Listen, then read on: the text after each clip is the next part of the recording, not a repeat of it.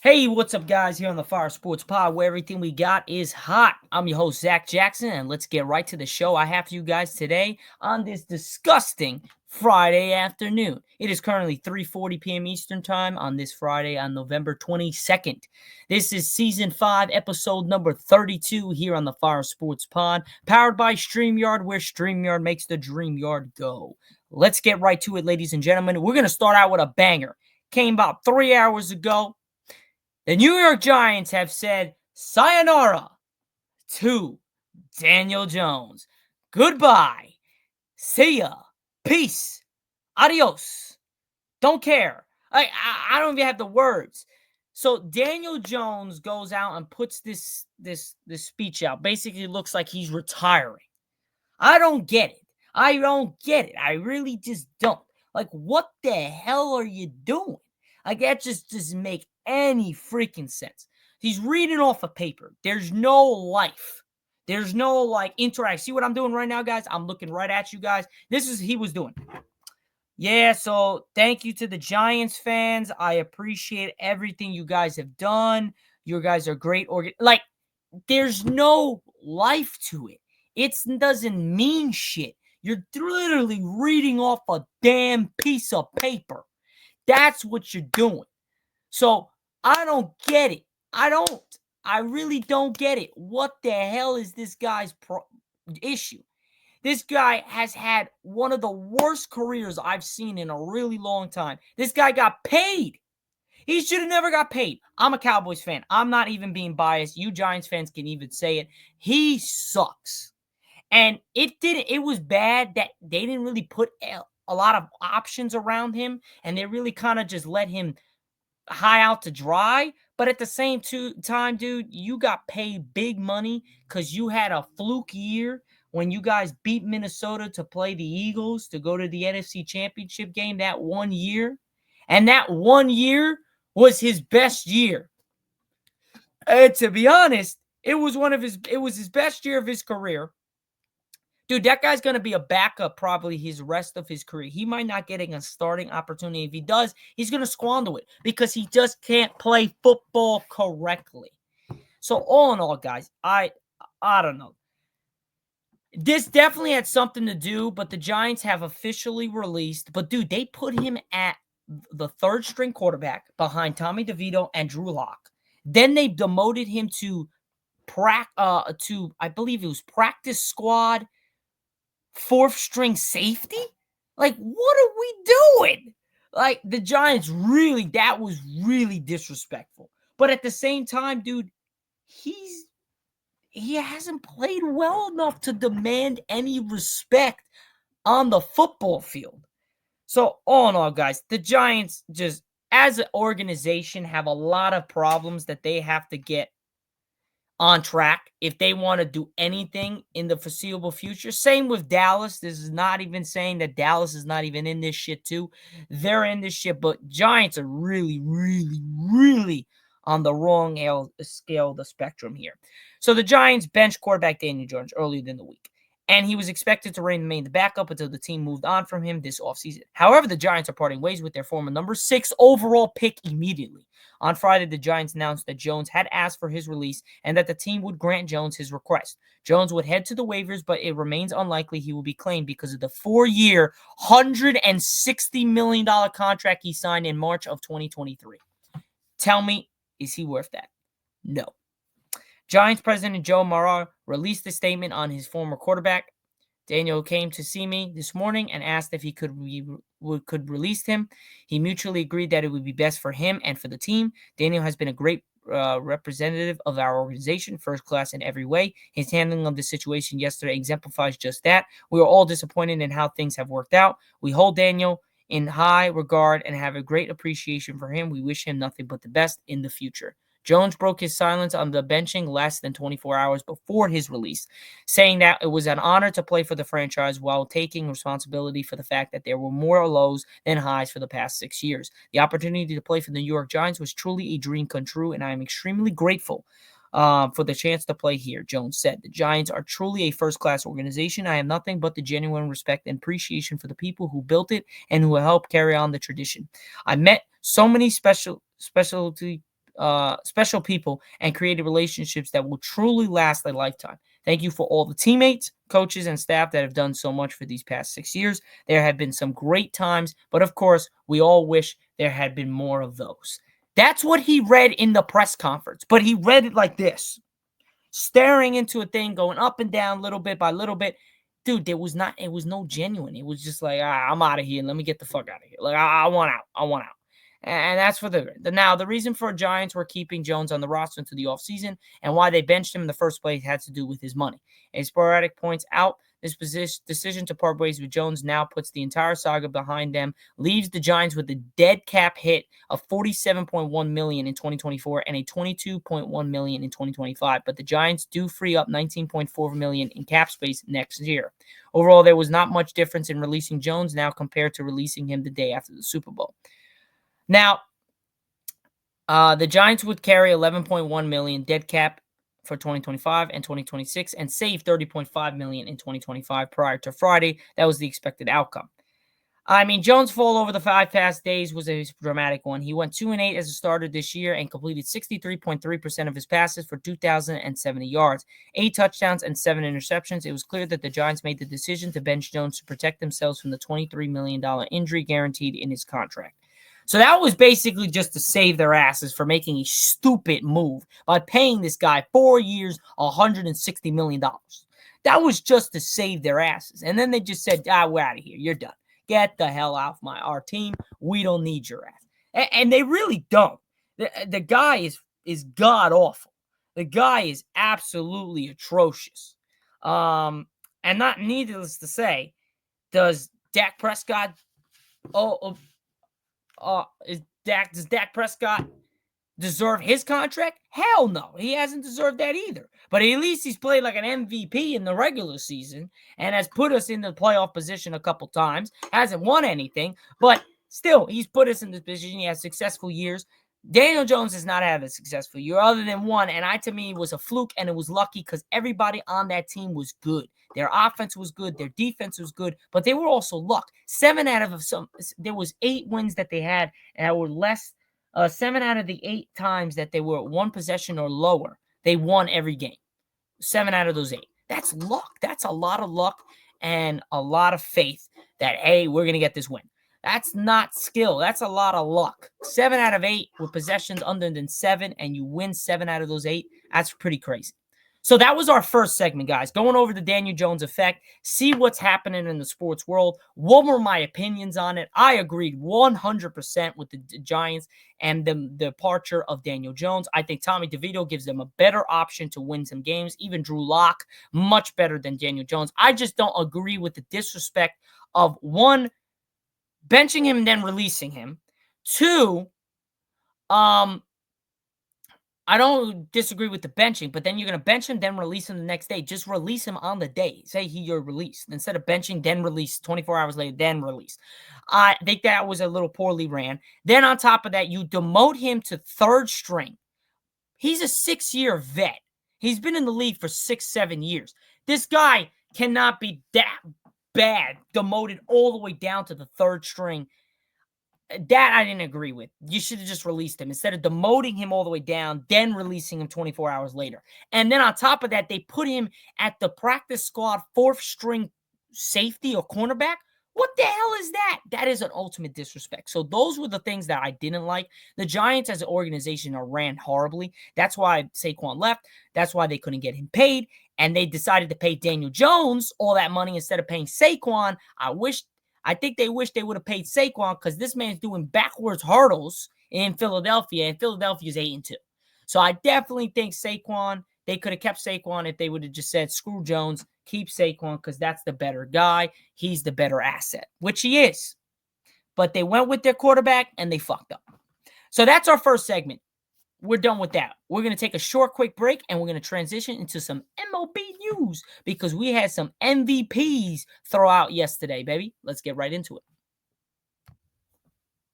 All right, ladies and gentlemen, we are back, and we had the American League, the Rookie of the Year. We had a bunch of crap go down yesterday in the MLB. We're going to just start with the Rookie of the Year award, and that went for the NL was Paul schemes. He wins the Rookie of the Year award. The first pair of starting pitchers to win Rookie of the Year since 1981. And our guy, Yankees man, Luis Gil, has made the Rookie of the Year list. So both of them have won the Rookie of the Year. And the first time two pitchers won at the same time in the NL and the AL since 1981. So congrats to Paul Skeens and Luis Gil.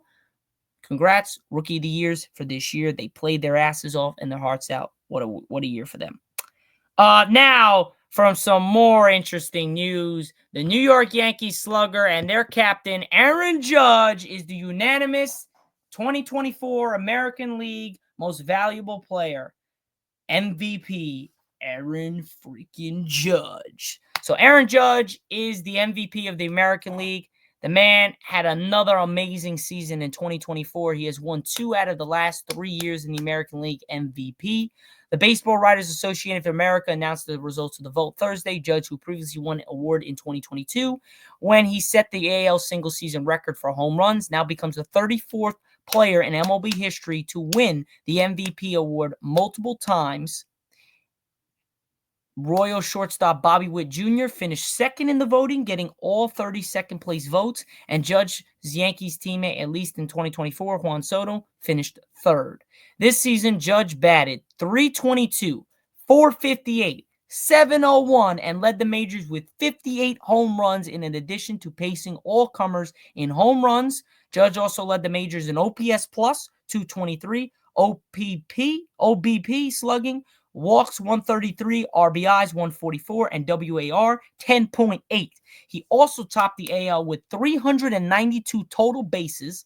As for Judge's 2024 OPS plus of 2023, which means his park-adjusted OPS was 123% higher than the league's average mark. This guy just keeps getting better and better. And I know a couple months ago, I was saying how well he's done since his 2022, where he had 62 homers. He actually had a much better season this year, and he had 4 homers less. They made it to the World Series. They came up short against the Dodgers. We all know why. But, man, Judge had an amazing season. He deserves this. Congrats to our captain, Aaron Judge, for the MVP of the American League.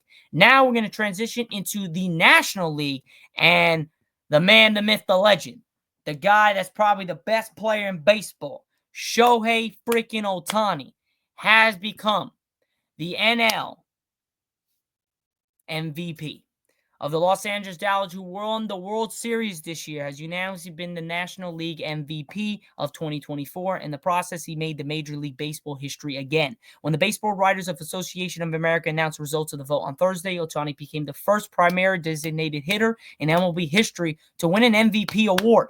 Remember, he couldn't pitch, so he was a designated hitter. Ohtani, who won the MVP honors for the 3rd time in his 7-season MLB career, got all 30 first-place votes after becoming the first player in MLB history to hit 50 homers and steal 50 bases in the same season. That is remarkable. Remarkable. What a season. Ohtani now becomes just the 12th player in MLB history to win the MVP award at least 3 times. It was the first National League MVP in his first season with the Dodgers. Ohtani previously won an American League MVP honors in 2021 and 2023 with the Angels. And Ohtani just the 2nd player in MLB history to win MVP honors in both the NL and the American League. So, man, this guy just keeps checking marks and boxes on the history making. This man's a beast. He's a legend. He's going to go down as one of the best, if not the best players to ever walk this planet when it comes to baseball. It's remarkable how well he's done. So Ohtani's that, right, guys? So Ohtani's all that. But at the same time, like I said, Ohtani has no holes left as his resume after winning his first ring, 3rd MVP during jaw-dropping 2024 season with 50-50. What is in store for the 2025 season? It's got to be something really good. I mean, can you top what he did this year, winning the World Series, winning an MVP again, and making history for 50-50 in steals and home runs? Can he top it off? I personally think he can. I think Aaron Judge can top off another great season next year. Just all depends if they can both stay healthy. And if Ohtani pitches next year and keeps this shit up, he's going to win it again. And he's going to just keep on winning it if he keeps staying healthy. He is a remarkable specimen. I have never seen it. Other than I wasn't alive for Babe Ruth, and everyone says Babe Ruth was that guy. I don't know, man. Ohtani is looking like that guy. Never will put him over Babe Ruth until his career is over. We'll see when his career is over, what's his stats, what's his championships. But man, Babe Ruth's got some competition straight up. If you take out championships, Babe Ruth's got some competition. But yeah, guys, that is it for the MLB talk. Now, Aaron Judge, even without a World Series ring, is in the midst of the greatest regular season runs in MLB history. But key word, MLB history, regular season. Regular season, those are two key words, not playoff success. Ohtani has a World Series ring on top of all the regular season success and now playoff success. So he just needs to get over that hump. He was non-existent in the playoffs this year, Judge. He was here and there. Only hit a couple hits, big hits. He's got to be more consistent. We're going to need him if we're going to ever win a championship every time soon. If Juan Soto leaves, we're definitely going to need him on both ends if we can make the playoffs next year. Most definitely. So it just sucks because Judge, man, he had it this year. He could have had an amazing season and could have won a World Series and gave the championship back to New York for the 13 years that they haven't won anything. So it would have been nice, but it is what it is. Let's hope next year. Hope we can lock down Soto, which is not looking so good right now. But yeah, guys, that's pretty much it for my MLB talk. We're going to end this podcast on something a little bit on the iffy.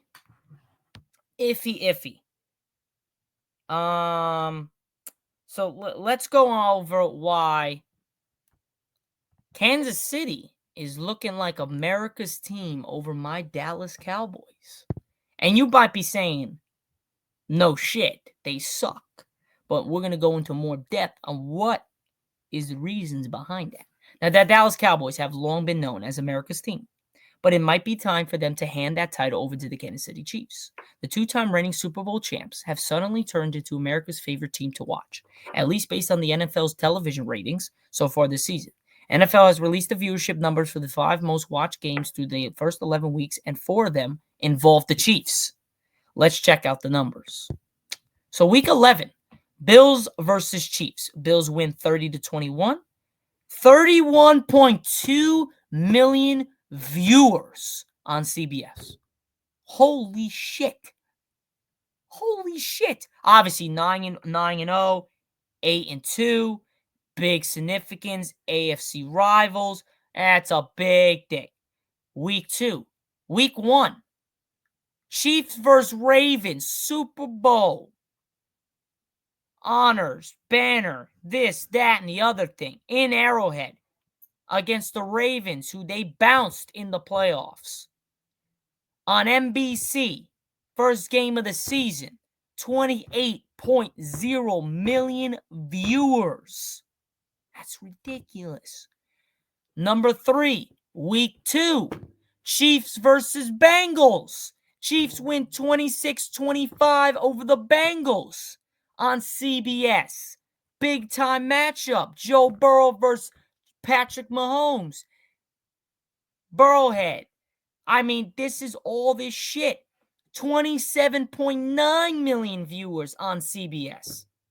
Then you move to week Number 4 was week 3, Ravens versus Cowboys. All leading up. Ravens were going up big. Cowboys came back, cut it to 3. Couldn't get the job done. Ravens win 28-25 over the Cowboys on Fox. 27.3 million viewers. Okay, no cheats. Then week 7, Chiefs over the 49ers. Super Bowl rematch in Santa Clara. Chiefs win 28-18 over the 49ers on Fox. 27.1 million viewers. Ladies and gentlemen, as you can see, the Chiefs have the top 3 games and the 4 of the top 5 this year. And we still got another 8 more games to go. Or 6 more games to go. The games between the Bills and the Chiefs wasn't just the most watched game of the season. It was the most watched game over the past 17 years. Excluding Thanksgiving and Christmas games, it was the most watched regular season game on CBS since the Patriots vs. Colts in 2007. So far, 2024 has been the year of the Chiefs. Not only do they have 4 of the 5 most watched games, but back in February, their Super Bowl win over the San Francisco 49ers drew 123.4 million viewers, which made it the most watched Super Bowl broadcast of all time. That game was on CBS. On the Cowboys end, they have been the borderline unwatchable team this year. I should know. I've watched every freaking game. They suck balls. Not only have they lost 5 straight games, but they have also don't have Dak Prescott, who's out for the season with a torn hamstring. Now, the Cowboys are always a huge draw on Thanksgiving, but they'll be playing another struggling team in the Giants, who just let go Daniel Jones, and is going to be starting Tommy DeVito. And who knows, but if we get killed against the Commanders this week, and Cooper Rush plays again like ass, could be Trey Lance versus Tommy DeVito on Thanksgiving. So it will be interesting to see what kind of viewership numbers that game gets. As for the Chiefs, although they've been a popular team to watch this year, they probably won't be drawing a huge TV rating for their Week 12 game, and that mostly is because they're playing against the Carolina Panthers. Come on. Now, if they slip up, if the game starts getting close, people are going to be watching that. Because I remember a couple years ago with Tyreek Hill still on the thing, the Carolina Panthers were much better that year, but they put the Chiefs up. They pushed them to the brink, and then I believe the Chiefs won by like 10 or 13 points. But it was a close game, almost all 4 quarters. And then the Chiefs put them on in the 4th quarter. So, as you can see, the Chiefs could potentially be named America's team, because America loves watching the Chiefs. Not to mention Taylor Swift, not to mention Travis Kelce, not to mention Patrick Mahomes, not to mention Brittany, not to mention his brother Jackson. There's Andy Reid, one of the best coaches of all time. I mean, the list goes on and on and on and on and on and on. Now you got DeAndre Hopkins there, one of the best receivers of all time, one of the best receivers in our generation, I should say. I mean, just the list keeps going. Xavier Worthy, the fastest guy to ever do on a 40-yard dash in the NFL Combine, he's on that team. So there is so many guys that are so good for this team and so good for the NFL that they're just more watched. And the Cowboys just can't succeed in the playoffs, can't really do nothing this year in the regular season. And yes, they've had 3 straight winning seasons of 12-5 under Mike McCarthy. Great. But we have 1 playoff win in those 3 years. Everything else we lost to the 49ers. We beat the Patriots that 1 year. Then we lost to the 49ers again. And then we got smoked by Green Bay last year. And now we're fucking 3-8.